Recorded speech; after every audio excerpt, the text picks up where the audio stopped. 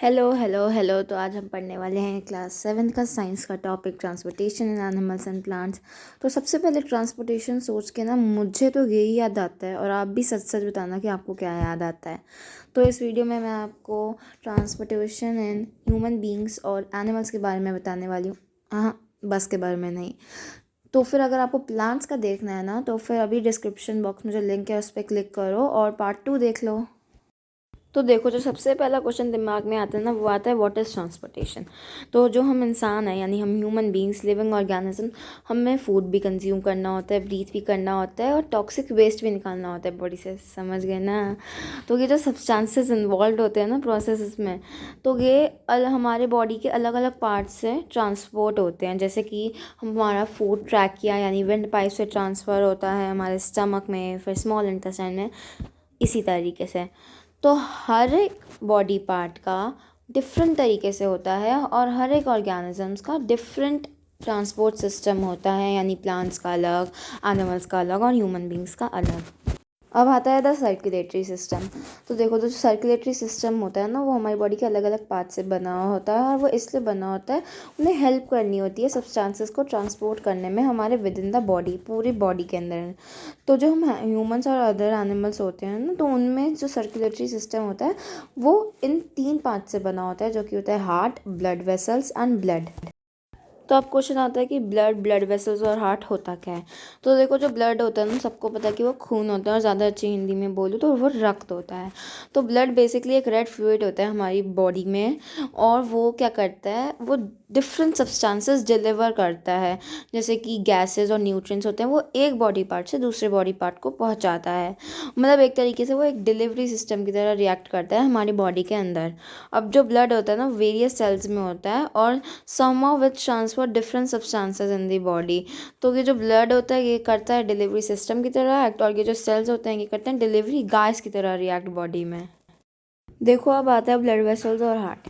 तो blood vessels क्या है, बेसिकली जब हम चलते हैं तो हमें भी कोई रोड चाहिए, स्ट्रीट चाहिए। तो उसी तरह ब्लड को भी तो बहने के लिए कोई रास्ता चाहिए ना भाई, वो उठ के तो जा नहीं सकता।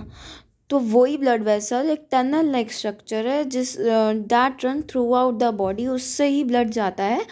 Blood vessels carry blood acting as the road for the delivery guys in the body. Cells और ब्लड के लिए वो एक रोड है। तो देखो, अब आते हैं हार्ट में, वरना वो बुरा मान जाएगा। तो बस ये समझ लो कि हार्ट एक ऐसा मसल है जो हमारे खून को पंप करता है different parts of the body के लिए। अब जो हमारा खून को पंप करता है उसमें गैसेस होते हैं, न्यूट्रिएंट्स होते हैं और सब्सटेंसेस होते हैं यूजफुल। तो अब जो सर्कुलेट्स करते हैं पूरी बॉडी में और वापस आ जाते हैं हार्ट के पास। फिर से सर्कुलेट करते हैं ट्रांसपोर्टेशन के लिए, फिर से एक और राउंड ऑफ ट्रांसपोर्टेशन लेके वापस हार्ट के पास आ जाते हैं। तो ये तो हो गया हार्ट। अब आता है the excretory system.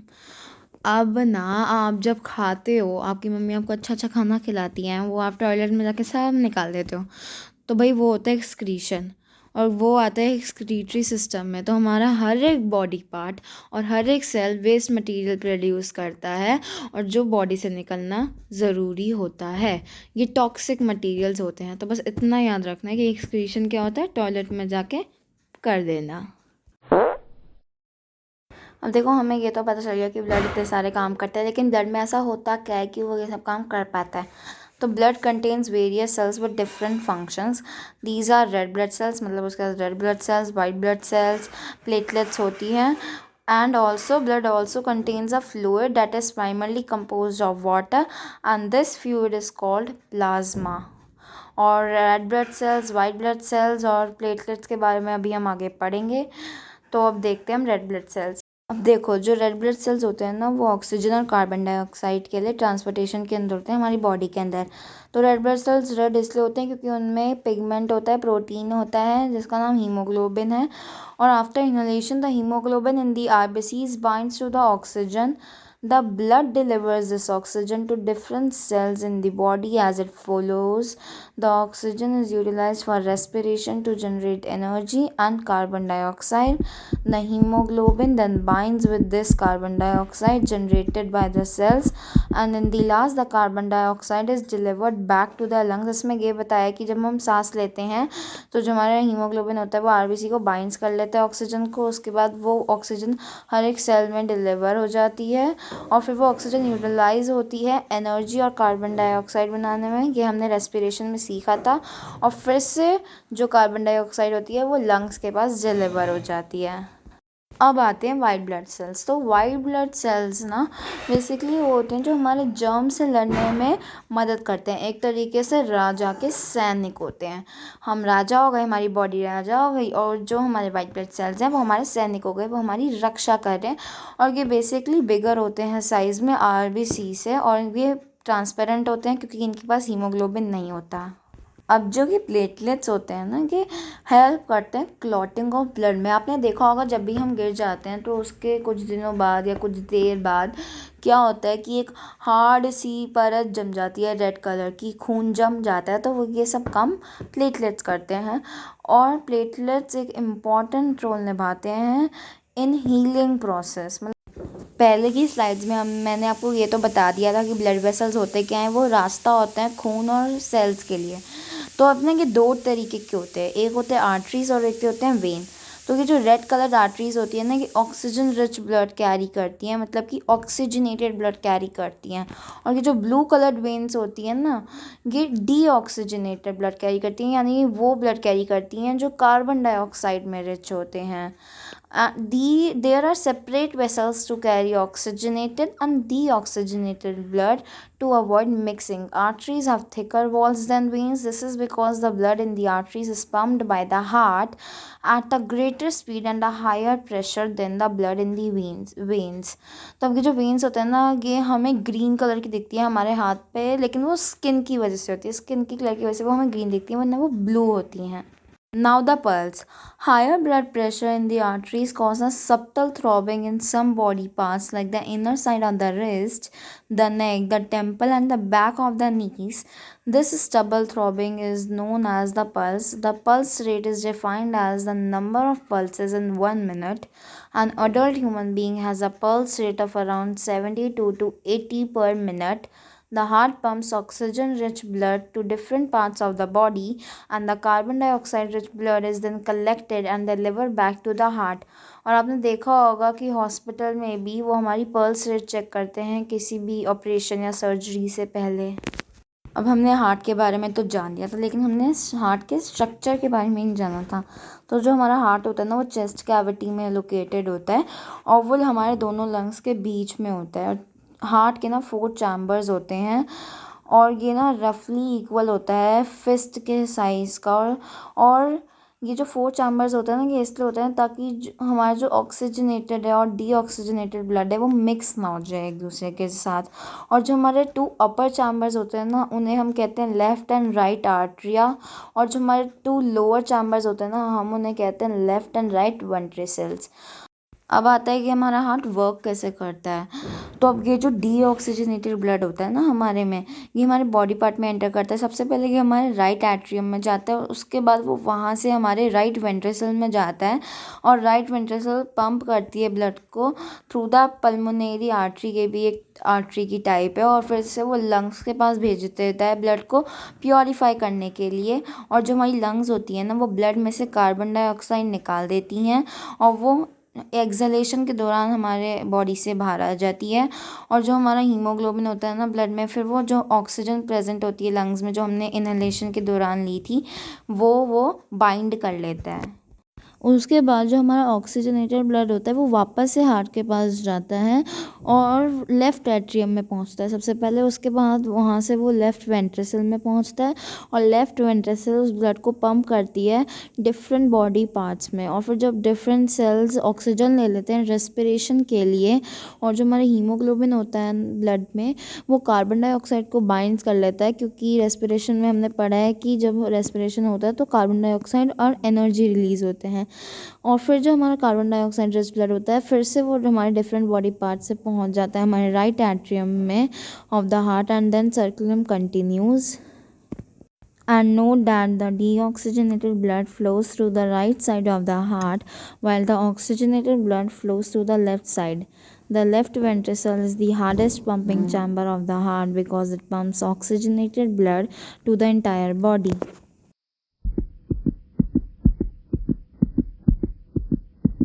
Now comes heartbeat. The heart is one of the hardest working muscles of the body. The heart muscle contract and relax rhythmically to pump blood throughout the body. This rhythmic contraction is known as the heartbeat. The heart beats continually from birth till the moment of death. The heartbeat is what creates the pulse inside the arteries. Thus, the pulse rate gives the number of heartbeats in a minute. An adult human heart beats about 72 times in a minute. Certain aquatic animals like sponges and hydra do not have circulatory systems. That means they do not have blood or blood vessels. Water acts as the carrier of gases into and out of their bodies. अब एक बार फिर से आता है हमारा excretory system, यानी कि toilet में जाने वाला सिस्टम। अब ये कंटेन करता है किडनीज, यूरेटर्स, यूरिनरी ब्लैडर और यूरेथ्रा। अब देखते हैं सबसे पहले किडनी क्या करती है। तो जो किडनी होती है ना, वो हमारे एब्डोमेन के बैक साइड पर लोकेटेड होती है, और फिर मैं कहूँ कि बैकबोन के साइड में लोकेटेड होती है। जो जो ब्लड वेस्ट मटेरियल्स कंटेन करता है ना, तो वो किडनी में एंटर करता है, और साथ में ब्लड वेसल्स भी, और वो प्योरीफाई हो जाते हैं। तो एक किडनी बेसिकली एक फ़िल्टर की तरह रिएक्ट करती है, जो कि ब्लड में से हार्मफुल वेस्ट हटा देती है। तो अब ये जो हमारा फ़िल्टर ब्लड होता है ना, ये किडनी में एग्जिस्ट करता है, और फिर जो हमारी किडनी होती है, ये हार्मफुल वेस्ट जो वाटर में डिज़ोल्व होते हैं, वो उसे कन्वर्ट कर देती है यूरिन में। अब देखते हैं यूरिटर्स क्या करते हैं। तो ये ना कनेक्टेड होते हैं किडनी से, ये थिन ट्यूबलर लाइक स्ट्रक्चर होते हैं, और ये क्या करते हैं ना, यूरिन ले लेते हैं किडनी से, और फिर उसे एक अनदर ऑर्गन में डाल देते हैं, जो कि हमारा है यूरिनरी ब्लैडर। तो ये यूरिनरी ब्लैडर होता क्या है? तो ये यूरिनरी ब्लैडर होता है ना, कि यूरिन को कलेक्ट कर लेता है किडनी सबसे पहले तो यूरिटर्स की मदद से। तो फिर, और ये एक स्टोरेज साइट होता है यूरिन के लिए, यहाँ पे यूरिन स्टोर हो जाता है, और एक बार जब हमारा यूरिनरी ब्लैडर हाफ भर जाता है ना, तो फुल हो जाता है हाफ, तो हमारी बॉडी हमें सिग्नल देती है, हाँ जाओ बाथरूम में जाओ और उसे खाली करो जल्दी जाके, टाइम नहीं है हमारे पास इतना। तो फिर जब हम एक ह्यूमन अडल्ट ना दिन में कम से कम 1.8 to 2 लीटर यूरिन पास कर देता है। देखो अब हम आते हैं यूरीथेरा पे। तो ये जो यूरीथेरा ना, ये फिर से एक ट्यूबलर ऑर्गन है। ये हमारे यूरिनरी ब्लैडर से कनेक्ट होता है, और ये फाइनल ऑर्गन होता है एक्सक्रीटरी सिस्टम का, और ये ना एक्सटर्नल एनवायरनमेंट में खुलता है, मतलब जब हम वॉशरूम जाते हैं ना, कि तभी खुलता है। अब आप समझ ही गए होंगे मेरा मतलब। तो अब ये जो यूरिन यहाँ से रिलीज़ होता है, वैसे ये तो रही मजाक की बात, वैसे urination is the most important means of waste removal from the body, और इसीलिए एक्सक्रीटरी सिस्टम को यूरिनरी सिस्टम भी कहा जाता है। अब सिर्फ एक यूरिन करना एक वे नहीं है अपनी बॉडी से वेस्ट को एक्सक्रीट करने को, और भी अदर वे है, तो चलो वो जानते हैं। जो प्रेसिपिटेशन या फिर स्वेटिंग होता है, ये भी एक वे होता है वेस्ट को एक्सक्रीट करने का। It is a process where the waste are excreted from the body through the skin. The sweat contains water, toxic salts and other water products. Sweating also helps in cooling the body through evaporation. और साथ ही साथ जो carbon dioxide होता है, वो भी एक way होता है। Carbon dioxide is a waste product formed as a result of cellular respiration. Exhalation of carbon dioxide through the lungs is another method of waste removal from the body. और साथ ही साथ जो egestion हो जाता है, और removal of feces from the digestive system। feces समझते हो ना? नहीं समझते तो सर्च करो गूगल पर, देखो। It's also a process of waste removal. अब देखो, हमने बहुत पढ़ लिया इंसान कैसे अपना वेस्ट प्रोडक्ट निकालते हैं। हम देखते हैं कि एनिमल्स कैसे अपना वेस्ट प्रोडक्ट्स निकालते हैं। देखो, सब एनिमल्स के अलग अलग तरीके होते हैं अपने वेस्ट प्रोडक्ट्स निकालने के, और वो डिपेंड करते हैं कि कितना वाटर अवेलेबल है।